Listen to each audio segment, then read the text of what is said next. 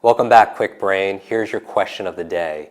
How do you use micro commitments to change your life?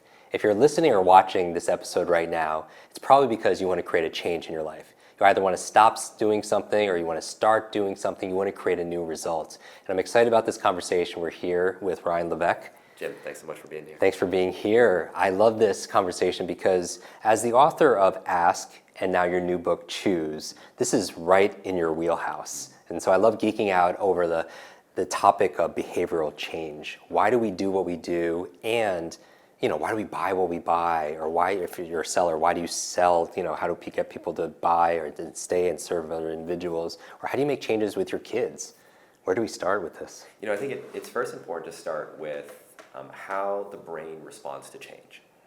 Now, the brain, whenever it's faced with any sort of change in life, perceives that change as a threat. Now, what's interesting is the change can be negative, it can be also positive. And the brain's job is to keep us safe.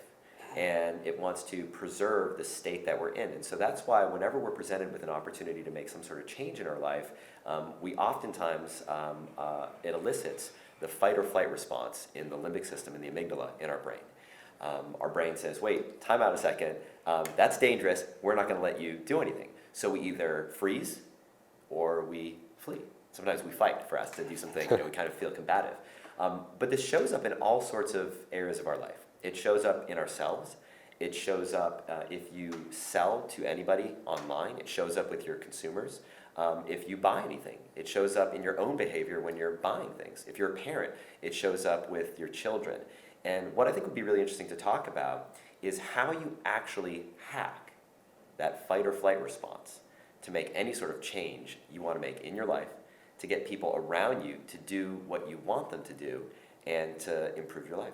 And especially influence not only the people around you, whether it's your family, your friends for positivity, for a positive result, or your customers, but also influence yourself. Yes, totally. It's like, man, I want to work out today, but I can't get myself. It's like this big, giant thing.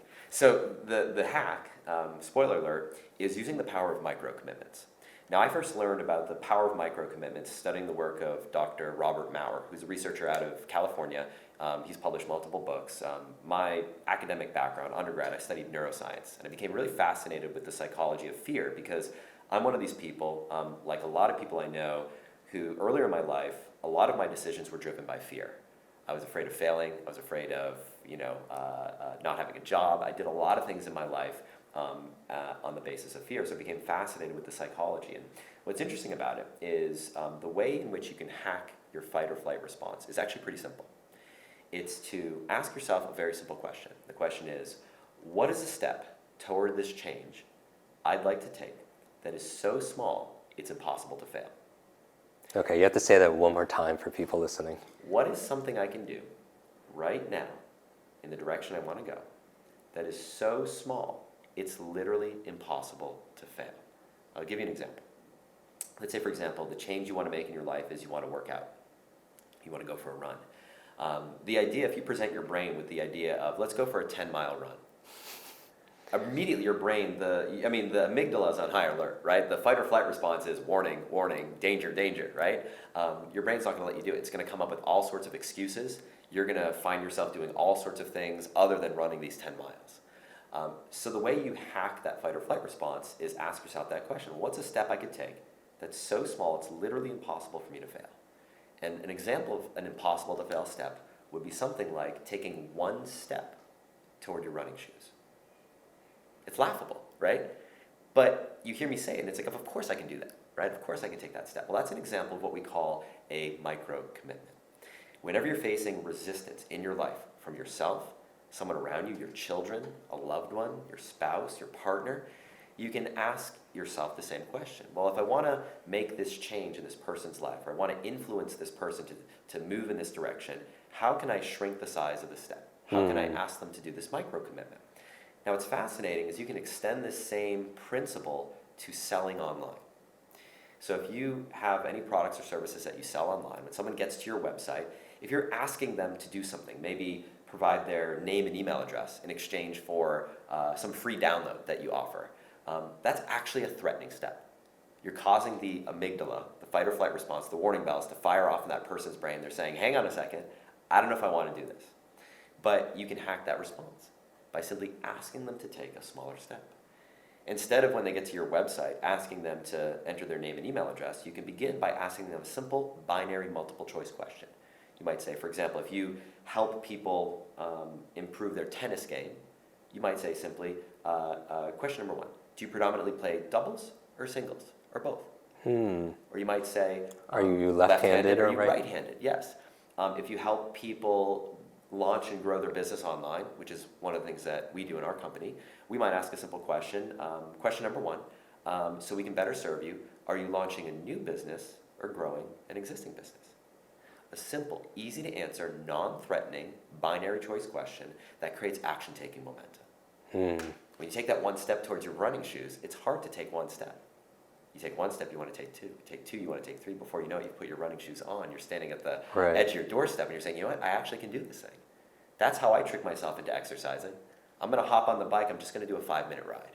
And you could apply this towards whether it's running or it's reading. For a lot of our listeners and our watchers, we do a one book, it's literally #1 book a week. And people post a picture of the book, they hashtag it, and we give out books to some Amazon gift cards to some of our favorites. And but what would be the equivalent of a micro commitment? Some people look at a book like like your new book and like, wow, it's 200 something pages. My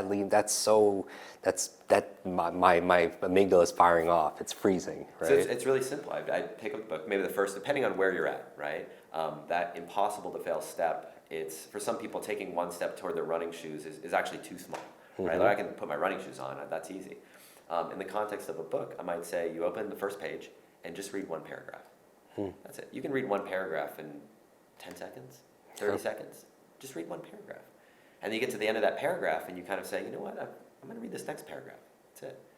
Writing, it's the same thing. If you feel the daunting task of having to write an email or a social media post or a white paper or something, just step to your keyboard and just type one keystroke.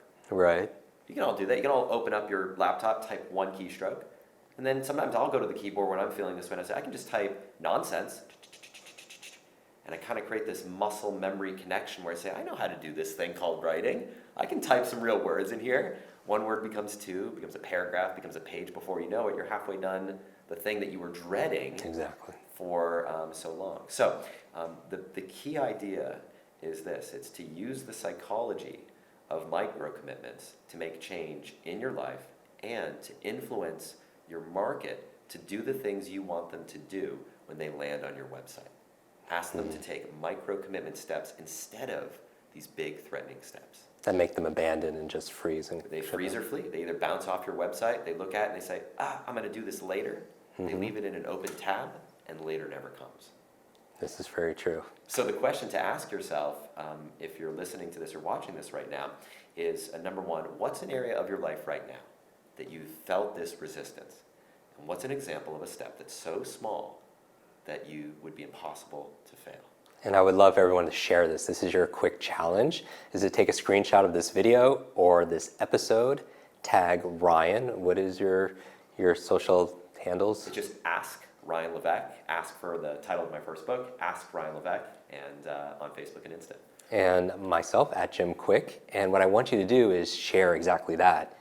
Everyone knows the question is to list their micro commitment. And so if someone's a parent, you could tell your child to clean their room. Right. But that might be too big of a daunting. Pick one toy.